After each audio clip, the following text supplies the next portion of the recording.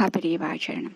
ஸ்ரீ லலிதா ரகசிய சகஸ்ரநாமத்தில் வாக்தேவதைகள் அம்பிகையின் நாமங்களாக சொல்லிக்கொண்டே வந்து இங்கே என்ன சொல்கிறார்கள்? அவள் யோகினி தேவியாக இருந்து கொண்டு இருக்கிறாள் என்று ஒவ்வொரு ஆதார சக்கரங்களையும் சொல்லி இந்த மனித பிறவி எடுத்ததன் மாண்பை சொல்கிறார்கள். ஏனென்றால் யாருக்குமே கிடைக்காத பிறவி இந்த மனித பிறவி. சொல்ல போனால் தேவர்களை விட உயர்ந்த பிறவி என்று சொல்வார்களாம். அப்படி ஒரு பிறவியாம். அவர்களுக்கு ஏதாவது பாபத்தை போக்க வேண்டும் என்றாலும் அவர்கள் பூலோகத்திற்குத்தான் வர வேண்டும். அத்தனை உயர்ந்த பிறவியை நமக்கு இறைவன் கொடுத்திருக்கிறான். ஆக இந்த ஆதார சக்கரங்களில் இருந்து கொண்டு ஒவ்வொரு யோகினிகளையும் சொல்லிக்கொண்டு இப்பொழுது மூலாதாரத்தில் சொல்லிக்கொண்டு வருகிறார்கள். மூலாதாரத்தை சொல்லும் பொழுதே என்ன சொன்னோம் என்றால் ஞானத்தை கொடுக்க கூடியது என்று சொல்லி சொன்னோம். ஏனென்றால் அங்குஷாதி பிரகரணா என்று சொன்னார்களே, அந்த அங்குசாதி பிரகரணா என்றால் அங்குசம் போன்ற ஒன்றை வைத்துக்கொண்டு நம்முடைய அஞ்ஞானத்தை அழித்து கொண்டிருக்க கூடியவளாக இருக்கிறாள் என்று சொன்னார்கள். அடுத்ததாக அவளுடைய பரிவார தேவதைகள் இருப்பார்கள் இல்லையா? அப்படிப்பட்ட அந்த பரிவார தேவதைகளை பற்றி சொல்லக்கூடிய நாமம் ஓம் வரதாதி நிஷேவிதாயை நமஹ. ஓம் வரதாதி நிஷேவிதாயை நமஹ. இப்போ இந்த பதம் எப்படி பிரிக்கணும் அப்படின்னா, வரத ஆதி நிஷேவிதா. வரத முதலான அப்படின்னு சொல்றதுக்கு ஆதின்னு சொல்றோம். அப்ப வரதா முதலான, நிஷேவிதா அப்படின்னா வழிபடப்பட்டவள், இவர்களால் வழிபடப்பட்டவளாக இருக்கிறாள். அப்ப நம்மளுக்கு புரிஞ்சிருச்சு இல்லையா? அப்ப பரிவார தேவதைகளை பற்றி சொல்கிறார்கள். பரிவார தேவதைகள் அப்படின்னு சொன்ன உடனேயே அந்த ஆதார சக்கரத்தை சொல்லக்கூடிய தாமரை எத்தனை இதழ்கள் கொண்டதாக இருக்கிறதுன்னு நம்ம சொல்லுவோம். ஒவ்வொன்றுக்கு ஒவ்வொரு விதமாக சொன்னோம் இல்லையா? இப்பொழுது இதை சொல்லும் பொழுது, மூலாதாரத்தை சொல்லும் பொழுது 4 இதழ் கொண்ட தாமரை என்று சொல்கிறோம். அப்ப 4 இதழ்கள் என்றால் அந்த 4 அக்ஷரங்கள், அந்த அக்ஷரங்களின் உடைய பரிவார தேவதைகள்.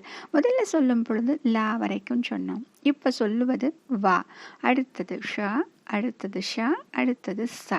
இந்த 4 அக்ஷரங்களை உடைய அந்த பரிவார தேவதைகள் வசிக்கப்படக்கூடியவள், வழிபடக்கூடியவளாக அவள் இருக்கிறாள். அப்ப என்ன தேவதைகளின் நாமங்களாக இருக்கும் என்றால், வரதா முதலானு சொன்னாங்களா? அப்ப வரதா, ஸ்ரீஹி, சண்டா, சரஸ்வதி அப்படின்னு சொல்லிட்டு 4 பரிவார தேவதைகள். அப்ப இந்த எல்லா வடிவங்களிலும் மூலாதார சக்கரத்தில் வசிக்கிறாள். அப்ப சரஸ்வதி அப்படின்னு சொல்றோமே, மூலாதாரத்தில் இவள் சரஸ்வதியாக போற்றப்படுகிறாள். ஏனென்றால் ஞானம் என்று சொல்லும் பொழுது அங்கே சொல்லக்கூடிய தேவதை யாராக இருக்கிறாள்? சரஸ்வதி. ஏன் அப்படின்னா, மனித பிறவியாக நாம் பிறந்து விட்டோம். இந்த பந்தங்கள், சம்சாரம் அப்படின்னு சொல்லக்கூடிய இந்த சாகரம், பிறப்பு இறப்பு அப்படிங்கிற இந்த சக்கரம், இதையெல்லாம் விடுபட்டு வேறறுத்து கொண்டு நாம் வர வேண்டும்.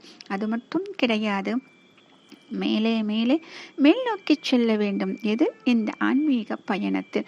அப்படி போகணும் அப்படின்னா முதல்ல நம்ம மனசுல அந்த ஆசை வரணும். அந்த ஆசை வரணும் அப்படின்னா இந்த ஆசைப்படுவதே முதல் படியாக இருக்கும் அப்படின்னு சொல்றாங்க. அப்ப இந்த ஆசையின் சொல்லக்கூடிய இந்த முதல் படியை வளர்த்து கொள்ள யாருடைய அருள் அவசியம் என்றால் சரஸ்வதி தேவியினுடைய பிரத்யேக அருள் அவசியம் சொல்றாங்க. இதைத்தான் மகரிஷி அகஸ்தியர் ஒரு பாடல் ஸ்லோகம் செஞ்சிருப்பாரு. யாக்கும் தேந்து துஷாரஹார தவலா அப்படின்னு சொல்லிட்டு சரஸ்வதிக்கு மிகவும் பிரசித்தமான அந்த ஸ்லோகம் சொல்லுவாங்க. அப்படி சொல்லும் பொழுது சரஸ்வதி தேவி எப்படி நமக்கு ஞானத்தை கொடுக்கக்கூடியவளாக இருக்கிறாள் அப்படின்னு நம்மளுக்கு தெரியுது இல்லையா? ஆக இந்த மூலாதாரம் தான் ஆரம்ப நிலையாக இருக்கக்கூடியது. அப்ப இந்த ஆரம்ப நிலையில் இருந்து அவளை நாம் உயர்த்த வேண்டும் என்றால் நாம் எவ்வளவு வைராகியத்தோடு இருக்க வேண்டும் என்று நாம் புரிந்து கொள்ள வேண்டும். அந்த வைராகியம் இருந்தால் மட்டும்தான் இந்த ஆசை அப்படிங்கிறதே வளரும்.